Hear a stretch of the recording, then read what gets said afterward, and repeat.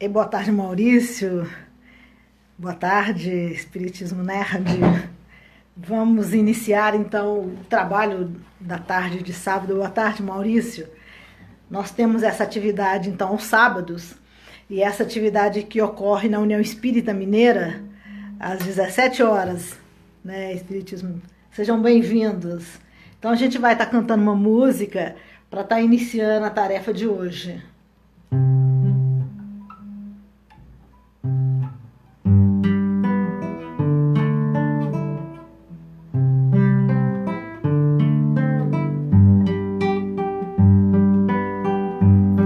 Esta paz que eu sinto em minha alma não é porque tudo me vai bem.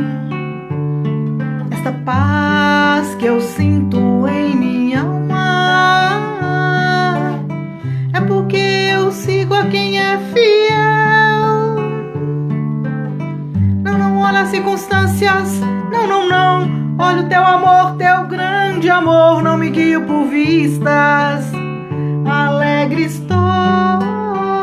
Não olha as circunstâncias, não. Olha o teu amor, teu grande amor, não me guio por vistas. Alegre estou. Este gozo que eu sinto em minha alma não é porque olho ao meu redor. Este gozo que eu sinto em minha alma é porque eu sigo a quem é fiel. Não olha as circunstâncias, não. Olha o teu amor, teu grande amor, não me guio por vistas. Alegre estou. Não olha as circunstâncias, não. Olha o teu amor, teu grande amor, não me guio por vistas. Alegre estou. E ainda que a terra não floresça, ou que a vide não dê o teu fruto, e ainda que os montes se lancem ao mar, ou que a terra trema, hei de confiar. Não olha as circunstâncias, não. Olha o teu amor, teu grande amor, não me guio por vistas. Alegre estou. Não olha as circunstâncias, não. Olha o teu amor, teu grande amor, não me guio por vistas. Alegre estou.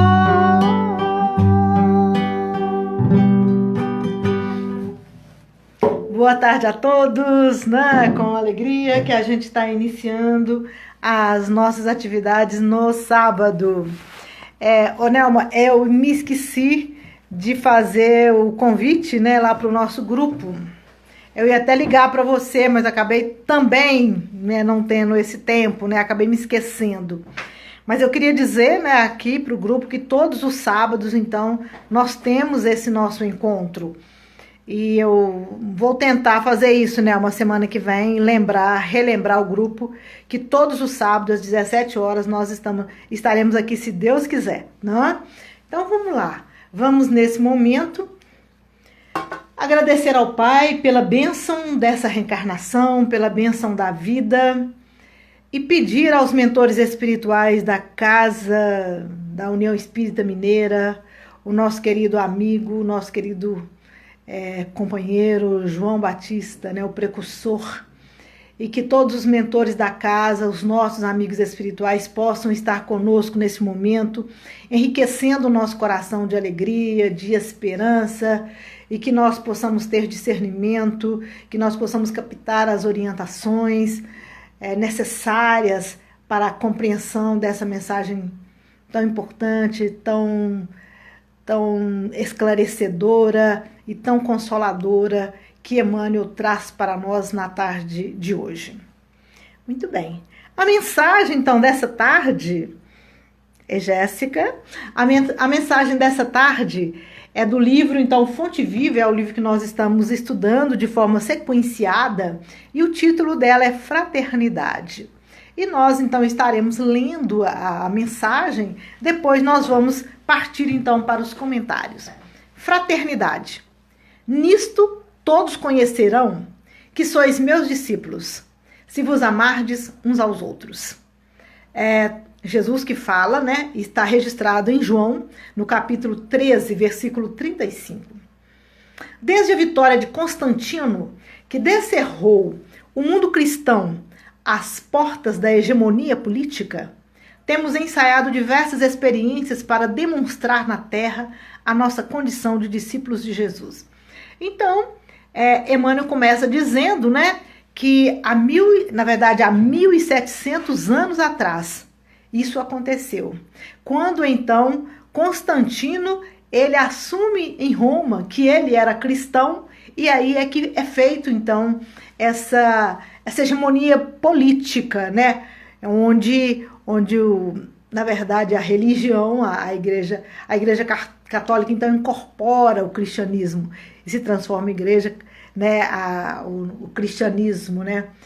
Igreja católica cristã, né? A igreja católica que é cristã. Então foi naquele momento, há 1700 anos atrás. Muito bem. Olha que interessante o que aconteceu de lá para cá. Então aqueles que batalharam tanto para se tornarem cristãos, nós, né? Aqueles somos nós. O que nós fizemos? Organizamos concílios célebres. Tudo bom, Maria Geralda? Concílios célebres, formulando atrevidas conclusões acerca da natureza de Deus e da alma, do universo e da vida. Incentivamos guerras arrasadoras que implantaram a miséria e o terror naqueles que não podiam crer pela diapasão da nossa fé.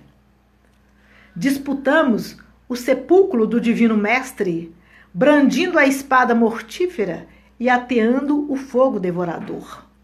Criamos comendas e cargos políticos, e cargos religiosos, distribuindo veneno e manejando o punhal. Acendemos fogueiras e erigimos cadafalsos. Inventamos suplícios e construímos prisões para quantos discordassem dos nossos pontos de vista. Estimulamos insurreições que operaram o embate dos irmãos contra irmãos, em nome do Senhor, que testemunhou na cruz o devotamento à humanidade inteira. Edificamos palácios e basílicas, famosos pela suntuosidade e beleza, pretendendo reverenciar-lhe a memória, esquecidos de que ele, em verdade, não possuía uma pedra onde repousar a cabeça. E ainda hoje, alimentamos a separação e a discórdia, erguendo trincheiras de incompreensão e animosidade uns com os outros, nos variados setores da interpretação. Entretanto, a palavra do Cristo é insofismável. Não nos faremos titulares da Boa Nova, simplesmente por atitudes exteriores. Precisamos, sim, da cultura que aprimora a inteligência, da justiça que sustenta a ordem, do progresso material que enriquece o trabalho e de assembleias que favoreçam o estudo. No entanto, toda a movimentação humana, sem a luz do amor, pode perder-se nas sombras. Seremos admitidos ao aprendizado do Evangelho, cultivando o reino de Deus, que começa na vida íntima. Estendamos assim a fraternidade pura e simples, amparando-nos mutuamente.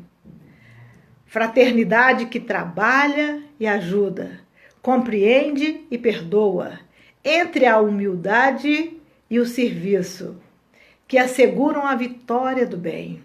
Atendemo-la onde estivermos, recordando a palavra do Senhor, que afirmou com clareza e segurança: nisto conhecerão que sois meus discípulos, se vos amardes uns aos outros. Bom, então vamos começar pelo título, né, da página. O título é Fraternidade. E quando essa palavra, a palavra fraternidade, por si só, ela já é uma palavra calorosa ao nosso coração. Quando nós escutamos a palavra fraternidade, ela já faz bem ao nosso coração.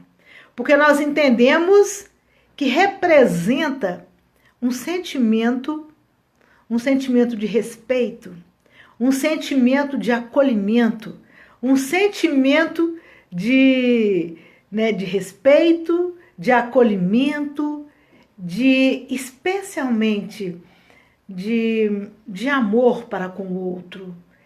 E para que a gente exerça essa fraternidade legítima, é necessário que a gente tenha empatia.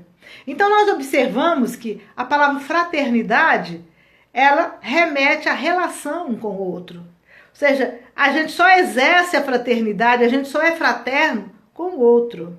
A fraternidade se dá, então, nessa relação com o outro. E aí a gente aprende que, na verdade, não é possível a gente viver sozinho. A gente precisa do outro.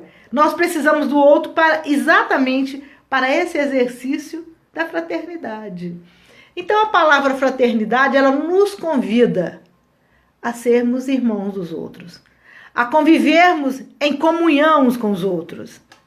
A Nelma está dizendo aqui, fraternidade, fraterno, frater, irmão, não é? Ou seja, a palavra em si, ela demonstra que nós precisamos estar próximos dos outros. Mas sabemos que isso não é muito fácil. E a gente aprendeu essa fraternidade lá com o bom samaritano, porque ele exerceu com alguém que ele não conhecia. Porque exercer a fraternidade com aqueles que pensam como nós, com aqueles que estão próximos a nós, que são os nossos irmãos consanguíneos, e que nós temos afinidades, é muito fácil. Mas o exercício da fraternidade é para que a gente melhore. É porque talvez a gente às vezes vive esquecido do nosso propósito, do nosso objetivo. Estamos aqui, como Jesus fala aqui, ó, sereis meus discípulos, e a tarefa do discípulo é conquistar o reino dos céus no coração. É conquistar o reino de Deus no coração. Essa é a tarefa do discípulo. E essa tarefa, dessa conquista, ela se dá na relação com o outro, nesse exercício da fraternidade. E aí a gente fica pensando o seguinte, né? Eu me lembro uma vez que eu fui pedir uma carona, na verdade eu precisava muito. Na verdade o grupo precisava, eu era médium na reunião, e aí teve uma greve de um ônibus naquela época, ainda não tinha carro, e era difícil ter carro, né? Quase ninguém tinha carro. E aí, como eu era médium da reunião, eles então pediram que eu fosse à reunião, mas eu morava num lugar muito longe. Eu falei, mas tem greve de ônibus, e como é que eu volto tarde da noite para casa? Eu era solteira nessa época. E alguém falou, pede a outra pessoa que te dê carona, ela tem carro, ela pode te levar, ela não tem filhos, tá ela e o marido. E aí eu falei com ela, olha, eu posso vir na reunião se você me levar de volta em casa, se você me der carona. E ela falou assim, olha, infelizmente não vai dar. E aí eu fiquei pensando assim, mas você tá tendo a oportunidade de fazer, de exercer. E aí eu comecei a pensar, mas ela teve a oportunidade de exercer a fraternidade, de exercer um favor. Ela teve a chance. E olha, como que isso é importante na nossa vida. Assim, eu consegui enxergar que ela teve a oportunidade e ela recusou. Mas eu fico pensando que quantas vezes nós recusamos a oportunidade que surge na nossa vida para que a gente exerça a fraternidade e a gente recusa. Vê lá se eu vou fazer favor pro outro, o outro que... eu quero sossego, eu quero... A gente não está aqui para ter sossego, nós não estamos aqui para isso. A gente não está aqui em férias, nós estamos aqui para conquistar o reino de Deus em nosso coração. E aí, então, quando Emmanuel então diz aqui, não é, que o título da página é Fraternidade. E ele começa, e Emmanuel vai tecer toda uma discussão em cima dessa temática, recorrendo a um versículo do apóstolo João. Quando Jesus fala: nisso conhecereis que sois meus discípulos, se vos amardes uns aos outros. Ou seja, então, nós vamos observar que ser discípulo de Jesus, ou seja, então esse título, discípulos do Cristo, esse título de cristãos, que há 1700 anos nós temos tentado ter esse título, brigamos por esse título, nós vamos encontrar a resposta de Jesus aqui, ó. Só tereis esse título se amardes uns aos outros. Ou seja, o título de cristão é esse: se amar uns aos outros. E o que significa, na verdade, amar uns aos outros? A primeira questão que eu fiquei pensando, assim, amar o outro. Eu só consigo amar o outro se eu me amo. Ou seja, porque eu não posso dar uma coisa que eu não tenho, não é verdade? Como é que eu vou dar esperança para alguém se eu não tenho? Como é que eu vou dar alegria para o outro se eu sou uma pessoa triste, se eu sou uma pessoa amargurada, se eu sou uma pessoa que não tenho ânimo para nada, que não acredito na beleza, eu não acredito na fraternidade, eu não acredito na bondade humana. Como é que eu vou dar isso se eu não tenho? Não é? Se eu não tenho.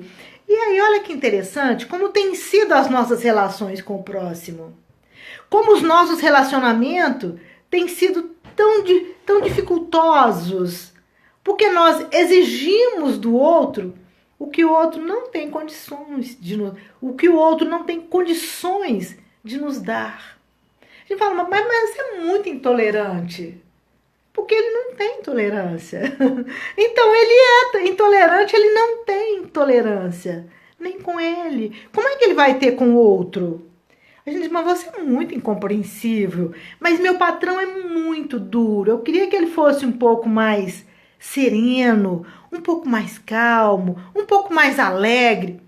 Olha, cada um dá exatamente o que tem. Cada um dá exatamente o que tem. E a gente via muito isso quando fazíamos campanha do quilo. Quando a gente batia na casa das pessoas, pedindo que elas participassem desse movimento tão grandioso e belíssimo, que é dar um pouco daquilo que lhe sobra. Não é daquilo que lhe falta, ou daquilo que ela está usando, mas daquilo que sobra. A gente pedia um pouquinho da sobra. E aí ele dizia assim, olha, eu não tenho não. E a gente falava assim, não, mas quem fala isso é só as casas, só aquelas casas suntuosas, nas mansões. Quando a gente bate nas mansões, diz assim, vou soltar os cachorros em vocês, não é? E a gente mas como é que é isso? A pessoa fala, eu não tenho nada. Aí você olha assim, mas como ela não tem nada, né? Aí, imediatamente, um colega dizia, ela não tem nada mesmo? Não, fica tranquilo. Então, assim, olha, eu não tenho nada para dar. Não é a pessoa diz, eu não tenho nada para dar. Ela está dizendo exatamente o que está no coração, como ela é. Eu não tenho nada para dar, não é? Como é difícil desapegar, não é? Porque enquanto nós estamos presos às nossas ilusões, enquanto estivermos apegados, a gente não vai estar livre para amar, não é? Porque o nosso apego são as ilusões. O nosso apego é a tudo aquilo que é perecível, é tudo aquilo que irá se consumir num próximo período. Porque nós não estamos presos às nossas virtudes, de forma alguma. Nós não estamos presos aos nossos valores, de forma alguma. Nós estamos presos àquilo que vai acabar, àquilo que não é nosso. A gente só está preso àquilo que não é nosso. O que é nosso, está preso porque é nosso. Como? Está preso para quê? É nosso, não é? Então, se nós temos alegria, se nós temos fraternidade, se nós temos esperança, é nosso. A gente só tem que dar, né? Porque quanto mais a gente dá, a gente sabe que isso é lei. É lei do universo. Quanto mais eu dou, mais eu tenho. Não é? Aí, quando eu falo assim, a gente dá o que a gente tem. Basta a gente observar, né? Basta a gente ver o que eu tenho dado às pessoas que me cercam. Veja bem, o que eu dou para as pessoas que me cercam? É muito importante que a gente faça essa análise. Porque muitas vezes a gente tem feito a de Santo Agostinho, né? O que eu fiz hoje de bom? O que eu deixei de fazer? Mas talvez a gente se conheça um pouquinho melhor quando a gente começa a pensar assim, o que eu tenho dado para as pessoas que me cercam? O que eu tenho dado para elas? Grosseria, mal respostas, né? Com que objetivo eu estou fazendo isso? O que eu estou querendo com isso? O que eu espero de volta? Respeito? O que eu espero de volta? Medo? Porque nós sabemos que tem retorno. Então, Emmanuel essa página do Emmanuel vai falar exatamente disso. Olha, Emmanuel então nos fala da hegemonia política do cristianismo há 1700 anos atrás. Antes, nos 300 anos depois do Cristo, até 300 anos, nós sabemos que foi a história, então, dos primeiros cristãos. E quem eram os primeiros cristãos, minha gente? Olha, eles deixaram para nós um registro imortal na história. Eles escutaram a palavra do Cristo. Eles se transformaram. Eles desceram aos circos romanos cantando. Eles iam para as fogueiras cantando. Iam para as cruzes felizes, dizendo assim, eu morro em nome do Cristo. E eles diziam isso diante da turba que exigia o sangue deles. E aí os soldados diziam, renegue o seu Cristo. Ele dizia assim, jamais, jamais, eu jamais renegarei aquilo que eu acredito. Eu jamais renegarei a esse amor. Então foi essa epopeia dos primeiros cristãos que está regendo a nossa vida. Mas depois de 300 anos, quando nós conseguimos o que lutamos tanto, que foi essa hegemonia, olha, o que a gente fala? Imagina um dia a gente poder não precisar de ir nas catacumbas à noite, de madrugada, para falar de Jesus, para levar para o mundo essa verdade. Olha como os primeiros cristãos batalharam para que isso fosse possível, para que o mundo conhecesse os ensinos do Cristo. Mas o que fizemos com esses ensinos? O que nós fizemos para o mundo, demonstrando o que é ser cristão.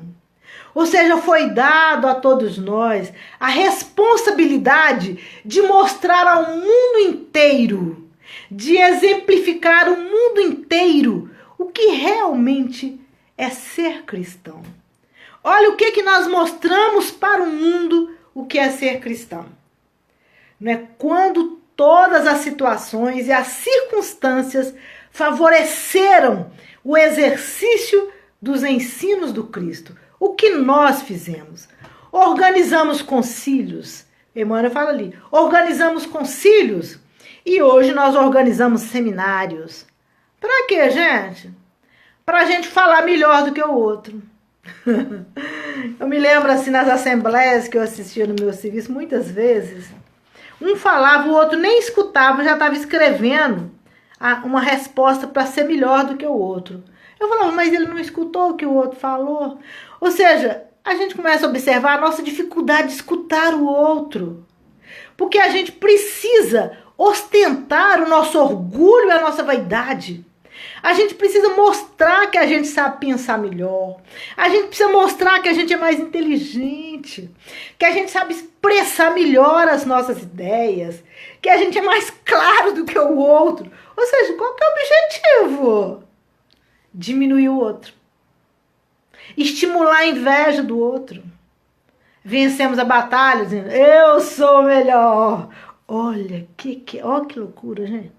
Ou seja, aí quando todo mundo olha pra gente e fala assim, nossa, esse cara fala bem, viu? Olha, termina as palestras e o povo fala assim, aquele cara fala bem, viu? Olha o que a gente, olha o que nós estamos estimulando. A inveja, o ciúme do outro. Ou seja, vencemos a batalha, eu sou o melhor. É preciso pensar. É preciso pensar. Qual é o objetivo dos nossos seminários? Qual é o objetivo de tantos encontros? Qual é a proposta realmente? Emmanuel coloca ali, não sou eu que estou falando. Aí ele diz assim, incentivamos guerras arrasadoras. Implantamos o que com as guerras, gente? Todas as guerras, aqueles que são vencidos, o país que é vencido, ele começa a passar fome. E aqueles que são vencidos são os perdedores e que eles são escravos. Como é que Roma se apresentava nas ruas de Roma carregando o símbolo dos vencedores e pisando sobre os vencidos? E os vencidos vinham atrás naquelas grandes fileiras, naquelas grandes procissões com a cabeça baixada, né? Eram os perdedores. O que a gente objetivava com tudo isso? Receber o aplauso da multidão. Os vencedores aí! A admiração pela força, pela inteligência, né? Falava, o cara que venceu a guerra, ele é muito inteligente. Pela dureza do coração, porque destruía, dizimava um país inteiro. E do inimigo, o olhar de humilhação. É em nome de quê? É em nome da fé. Porque o outro não podia pensar diferente. Para nós, o outro tem que pensar igual a gente, né? O outro deve pensar pela minha cabeça. O outro tem que olhar com os meus olhos. A gente não está admitindo que o outro é único, que o outro é singular, que Deus criou cada um único, que nós temos uma digital única, que nós temos uma palavra, a nossa linguagem, o nosso jeito de falar, de andar, de ser é único. Como é que o outro vai olhar pelos meus olhos? Se fisicamente nós somos únicos, espiritualmente, imagine a beleza de cada um. Mas fazíamos guerras porque queríamos que o outro pensasse pela nossa cabeça, olhasse pelos nossos olhos, sentisse pelo nosso coração. Ou seja, transformando o outro numa massa, o que Deus não fez conosco. Olha, continua Emmanuel. Disputamos o sepulcro de Jesus com armas, disputando um lugar santo, quando sabemos que todo lugar é santo. Pretendia-se tirar a individualidade e a singularidade do outro, restituindo para ele a nossa fé, né, Nelma? Ou seja, você não pode pensar por você. Você tem que pensar como eu penso. Sabe por quê? Porque o que eu penso é muito melhor. O que eu penso vai fazer você melhor.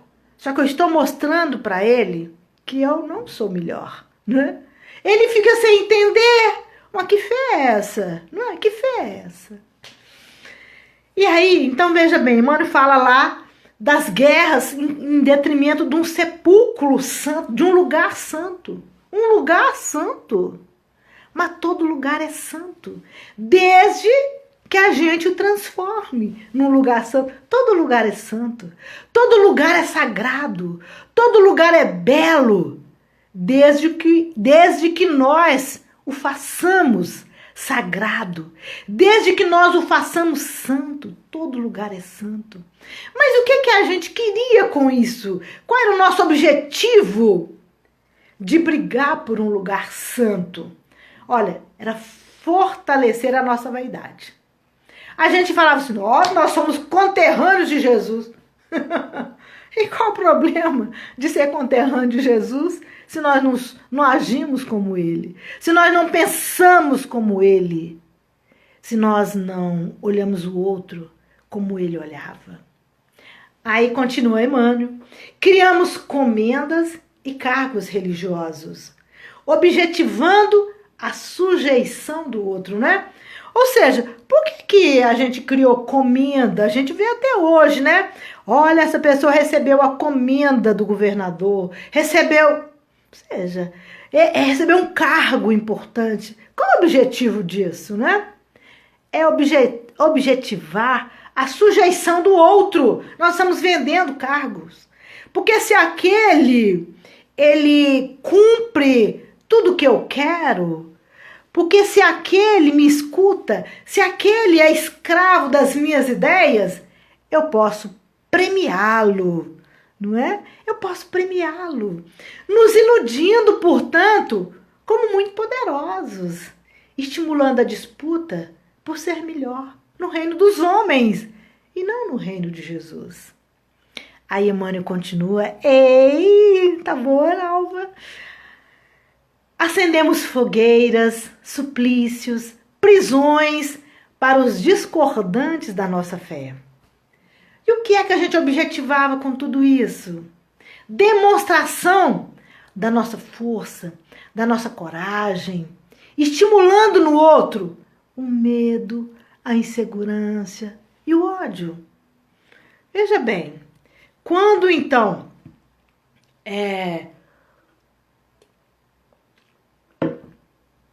lá na Idade Média, acendíamos fogueiras, né? Queimávamos aqueles que não pensavam por nossa cabeça, aquele que não lia os livros que a gente recomendava. Qual era o destino dessa pessoa intitulada como herege? As fogueiras. Quantas mulheres, quantas médiuns foram queimadas nas fogueiras? É em nome de Jesus, é em nome de Deus, é em nome do amor. Quantas? Demonstrávamos o que com isso? Olha a força que tem a igreja, olha o poder que tem a igreja, olha a coragem desses homens encaminhando com um martelinho de ouro, com um martelinho sagrado. Essa vai para a fogueira. Estimulando a Inquisição. Quanto tempo? Estimulando, na verdade, o medo, a insegurança e o ódio. Porque essas pessoas desencarnavam carregando o coração cheio de mágoa, cheio de ódio, né? E Emmanuel continua. Estimulamos ressurreições para o combate entre irmãos em nome de Jesus. Ou seja, nós também estimulamos que o outro faça guerra uns com os outros, que haja, na verdade, contendas em nome de Jesus. Ou seja, nós queremos demonstrar que a nossa crença é a melhor, que a nossa crença é a que salva, que a nossa crença que dá felicidade, que a do outro é muito ruim, que a do outro é muito frágil. E se a do outro é muito ruim, se a do outro é muito frágil, nós estamos dizendo para o outro que ele é muito ignorante. Nós, com essa atitude, estamos estimulando a divisão. E aí Emmanuel continua na frase. Edificamos palácios e basílicas suntuosas. Olha, quantos, né, nós lá na França, né, tem a Capela Sistina. Quantas basílicas suntuosas de ouro, quantos palácios de ouro, não é? Que nós estamos reverenciando a memória de Jesus e que a gente anda nas basílicas, tem toda a trajetória lá da morte de Jesus, não é? Do sacrifício de Jesus. Se a gente andarmos ali nas cidades históricas, quantas basílicas suntuosas de ouro para reverenciar a memória de Jesus. O que a gente está querendo com isso?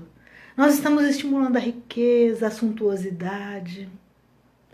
E Jesus ensinava onde?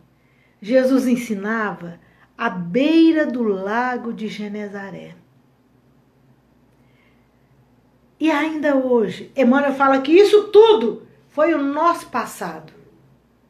Ou seja, de 1.700 anos até hoje, nós fizemos tudo isso. E ele fala, e hoje? Hoje nós alimentamos ainda a discórdia e a separação. Por meio dos partidos políticos, por meio de agremiações, nós ainda alimentamos a separação e a discórdia. Mostrando para o outro que nós somos os melhores. Nós estamos estimulando a incompreensão. E Emmanuel está dizendo para nós que por meio dessas atitudes externas, nós só recebemos, nós só reencarnamos, trazendo ainda expiações muito dolorosas. O que a nossa herança nesse tempo todo ainda é de muita dor, de muito sofrimento. Porque hoje nós aprendemos que as atitudes externas não nos faz melhores, não nos faz cristãos. Não adianta. O que a gente precisa é aprender a amar. E a gente só aprende a amar, como nós falamos, nessa relação com o outro. Porque o outro nos ensina a nos conhecer. Porque nós sabemos que o outro é o nosso espelho. Todas as vezes que eu, na relação com o outro, ele tem uma atitude e aquilo mexe comigo, e eu quero modificar nele, e aquilo me desagrada. O outro é o meu espelho. Se me desagrada, se é uma atitude insuportável para mim, é porque eu ainda trago na minha intimidade todas essas dificuldades. Então eu preciso do outro. Porque se eu tenho hoje, se hoje eu tenho essa clareza que é necessário conquistar o reino de Deus dentro de mim, eu não terei mais essa necessidade de conquistá-lo de forma externa, de buscá-lo externamente. Hoje eu sei que é necessário fazer esse movimento de lapidar as minhas arestas. E isso eu faço, então, nessa relação que eu estabeleço com aquele que está caminhando comigo, com aquele que está junto a mim. E aí, por meio do outro, então, o outro me ajuda a me conhecer. E para a gente se conhecer, porque não é fácil, a gente não quer se conhecer. Porque esse Emmanuel está dizendo aqui, olha, desde a época de Constantino, ou seja, nós olhamos aqui, são 1.700 anos. Ou seja, tem 1.700 anos que nós trazemos na nossa memória toda a epopeia dos primeiros cristãos, que na verdade eles abriram os caminhos para que a gente pudesse então segui-los. Eles são as nossas reverências, as nossas referências. Eles são as grandes referências, os nossos ídolos. São os primeiros cristãos. Mas o que nós fizemos? Nós abandonamos esses nossos ídolos e passamos a ter outros.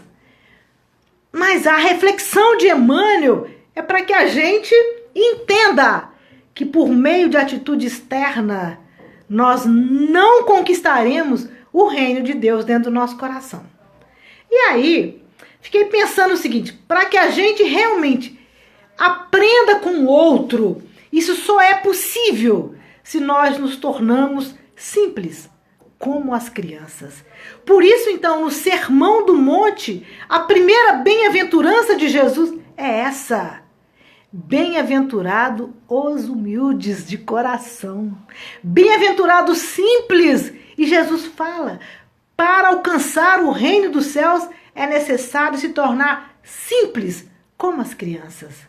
E tornar simples como as crianças é exercitar o desapego de tudo e de todos, não é? E ver a nossa realidade espiritual. A nossa realidade espiritual, nada é nosso nesse mundo, excetuando as nossas ações, o bem ou o mal que fazemos. Essa é a nossa realidade. A nossa realidade de estar atento e fazer tudo bem. Fazer tudo bem feito. Fazer tudo bem é fazer tudo com o máximo de atenção. É fazer tudo com o máximo de cuidado. É fazer tudo com o máximo de apreço. Além de fazer tudo bem, como o apóstolo Paulo dizia, fazer bem, no sentido de fazer tudo com apreço, com cuidado, com carinho. Olha, como é difícil hoje exercitar o carinho. Mas como ele nos faz bem? Como ser carinhoso nos faz bem? Como usar a ternura nos faz bem? Como usar a dádiva nos faz bem? E são palavras hoje fora de moda, não é? São palavras fora de moda. Mas isso nos faz bem. Isso faz bem ao coração. E a gente precisa disso. E aí Emmanuel fala, porque nós só seremos admitidos como discípulos do Cristo quando nós cultivamos o reino de Deus no nosso íntimo, exercitando a fraternidade, que trabalha e ajuda. E aí Emmanuel fala, nisto conhecereis que sois meus discípulos. Emmanuel repete, na verdade, o versículo de João. Se vos amardes uns aos outros. E aí seremos, portanto, discípulos de Jesus, se amarmos uns aos outros. Não é? E aí, a gente falava disso ontem, numa live que a gente fez, que nós sabemos, nós que somos hoje cristãos, né? E a gente busca, na verdade, entender toda essa nossa trajetória, desde a hegemonia política, então, do cristianismo, que a gente ainda não exercitou, que a gente ainda não serve de referência para ninguém, porque ainda não exercitamos esse amor que Jesus nos ensinou. É preciso que a gente se aposse realmente desses conhecimentos espíritas, porque hoje o espiritismo, ele representa, o que o espiritismo veio fazer hoje é dar para nós recursos para que a gente reviva, para que a gente reacenda o exercício e o exemplo dos primeiros cristãos. E a gente precisa assumir essa postura.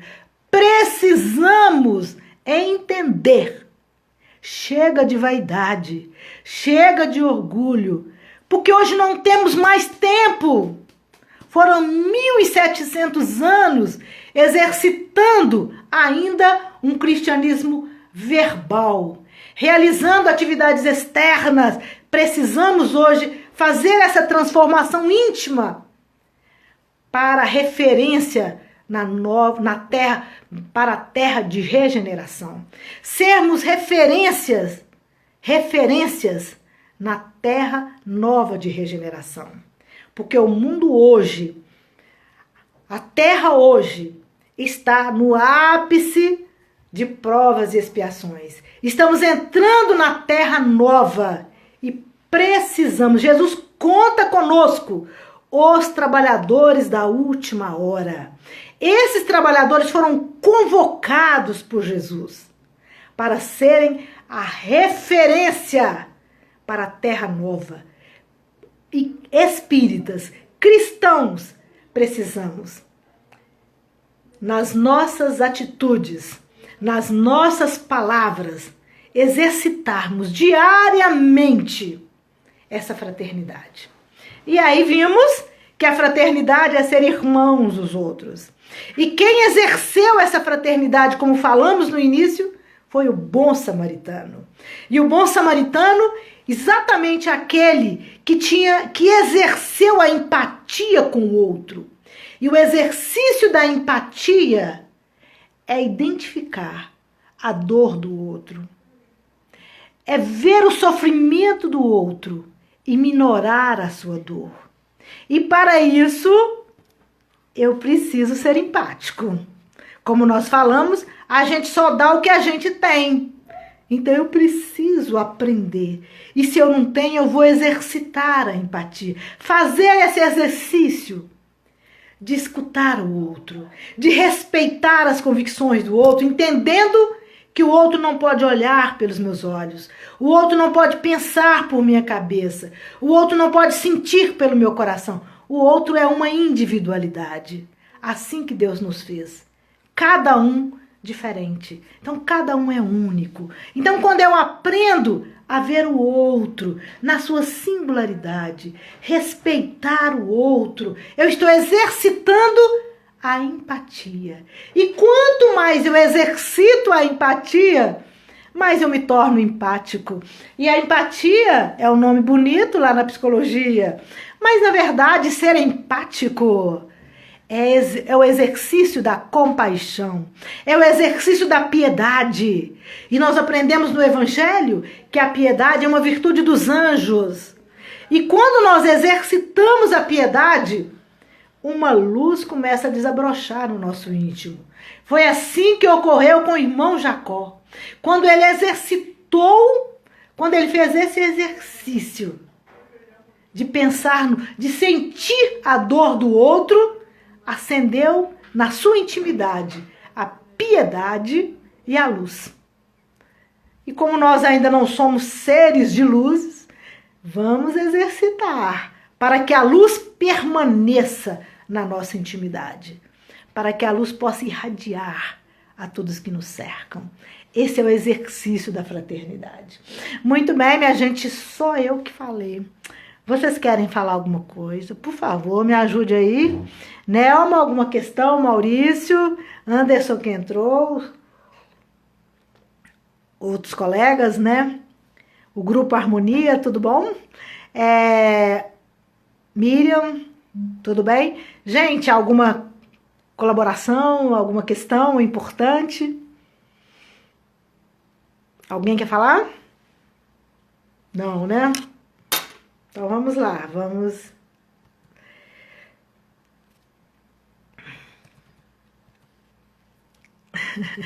Tudo bem, né, Anderson? Então, gente, a gente tinha falado desse mundo de regeneração. E sabemos que o mundo de regeneração é o mundo onde não comporta expiações, é o mundo, e nós vamos ler lá no Evangelho segundo o Espiritismo, onde todas as instituições, elas têm como referência o amor, a fraternidade e Deus. Então, é um local onde haverá ainda provas, mas com certeza é um mundo diferente. É um mundo onde o exercício da fraternidade é comum entre as pessoas. Então, se nós somos essa referência, porque Jesus nos chama, Jesus nos convida, lá na parábola da vinha, os trabalhadores da última hora, Jesus nos convida para que a gente então faça, para que a gente faça essa planificação da nova era, da nova geração. Porque se chega às crianças, né? Se as crianças estão reencarnando, mas os adultos de hoje precisam de pensar no mundo diferente. E não podemos mais ficar calados. E lá no Evangelho segundo o Espiritismo, o Espírito fala então para nós, nesse momento, pregue a reencarnação, pregue aos déspotas a humildade. Penso na regra áurea, como senti-la descer do cérebro para o coração. É isso, Anderson, porque aí nós lembramos aqui agora, olha, quando o Espírito fala lá em Kardec, né? O que é que os novos trabalhadores, os trabalhadores da última hora, o que é que eles devem pregar? Eles falam, aos tiranos domésticos, pregue a mansidão, não é? Pregue a mansidão. Aos avaros, pregue o desprendimento. Ou seja, ele está pedindo e pregar. Nós vimos aqui que não é pregar externamente apenas, é o exercício. Porque a pregação sistematizada nós fizemos durante 1700 anos. Agora é exigido de nós uma ação para mudar esse mundo. O outro é o móvel para exercitarmos tudo que estamos aprendendo. É isso aí, né, Alma? Se a gente não entender que é o outro, que é por meio do outro, exercitando, especialmente com as crianças, com os nossos jovens, com os nossos adolescentes, com os pequeninos que se encontram aqui, porque aí a gente vai reencarnar como? Se a gente pretende reencarnar aqui na nossa terra nova, como? Se a gente não exercita isso junto aos nossos, Samantha, se a gente não exercita esse trabalho com aqueles que nos cercam, como é que nós teremos um mundo de regeneração? O que será daqui a 30 anos se nós não fizermos esse trabalho hoje? Então, hoje todos nós somos convocados a sermos esses trabalhadores da última hora. E aí é o exercício mesmo da fraternidade, é o exercício da paciência, é o exercício do amor. Como o Anderson falou, né, descer do cérebro para o coração é fazer, né, Anderson? É colocar todo o nosso conhecimento em benefício de ações mais sensatas. E quando a gente faz isso, Anderson, nós estamos trabalhando com a inteligência emocional. E a inteligência emocional nos pede que a gente ensine, então, aos nossos jovens, às nossas crianças, a controlar os seus impulsos.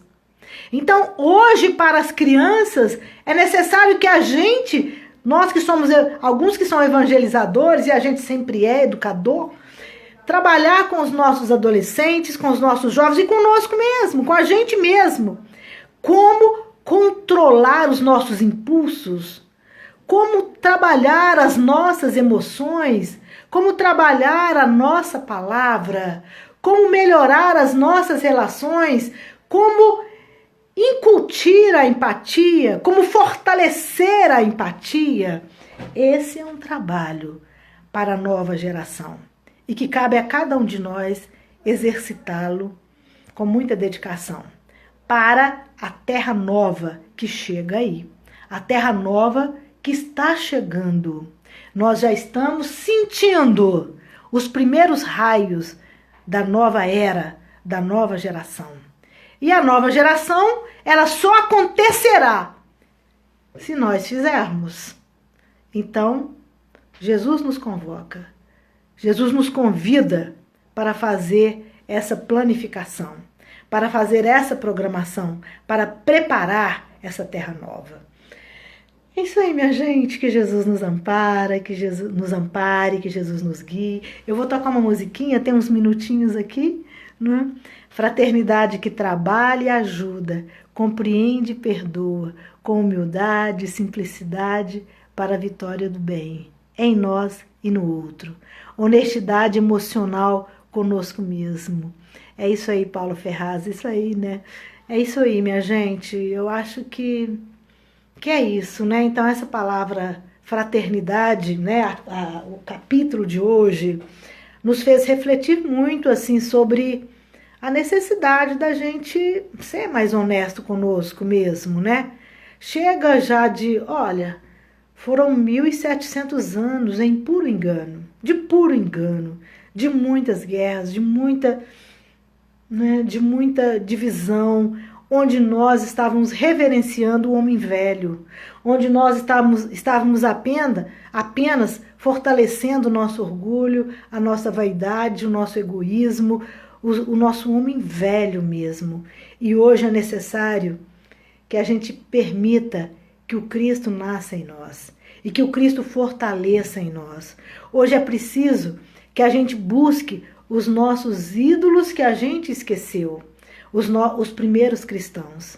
É necessário que a gente relembre, que a gente reviva a epopeia de todos eles, para que a gente pudesse ter o cristianismo hoje livre. Se nós temos um cristianismo livre, se a gente pode falar hoje em liberdade das ideias do Cristo, o que nós fizemos dessas ideias? O que nós fizemos com tanto conhecimento? Está na hora, já é tempo da gente efetivamente levar essas ideias agora com sinceridade, agora com honestidade, agora com rigor, agora de verdade, né? Chega de tanta vaidade. Para quê? Isso não serviu de nada. 1700 anos de muita dor. Olha quantos anos que nós vivemos aí, a Idade Média. Para que tanta dor, tanto sofrimento? Chega. Já é momento de esperança, é momento de alegria, é um outro momento na nossa vida. Que a gente tenha forças realmente, né, Maurício? Obrigado, Maurício, para fazer disso um novo momento na nossa vida. É um novo momento. Que Jesus nos dê força realmente para que a gente tenha, né, um novo momento na nossa vida. Com Jesus, com o nosso cristianismo livre, como os homens, como os primeiros cristãos lutaram, para que as ideias do Cristo pudessem, né, ser livres, pudessem ser pregadas a todas as pessoas. E a gente está dividindo ainda com as igrejas? Que isso? Nós estamos brigando com as igrejas? Que isso? Nós estamos criando partido? Que isso? Nós temos que ser irmãos? Que isso? Isso não pode mais ser nosso. Não dá mais para ser cristãos divididos, não é? Não dá mais. Jesus não ensinou isso. Jesus nos ensinou a fraternidade. Não é isso aí, Nelma? Que assim seja. Agora realmente nem vai dar para cantar, né? Agora acabou. Eu vou, né, traçando algumas notas aqui, mas vai cair, tá, gente?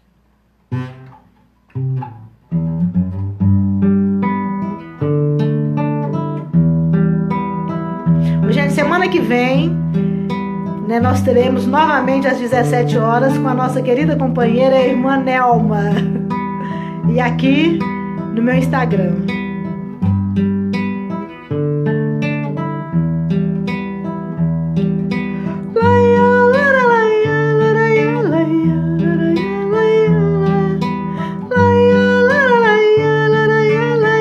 Maria Geralda, obrigada. Ela tá falando um abençoado domingo a todos. Gratidão, que assim seja. Ótimo. Meu irmão, tuas preces mais singelas são ouvidas no espaço ilimitado. Mãe, sei que às vezes choras consternado ao silêncio da força que interpelas.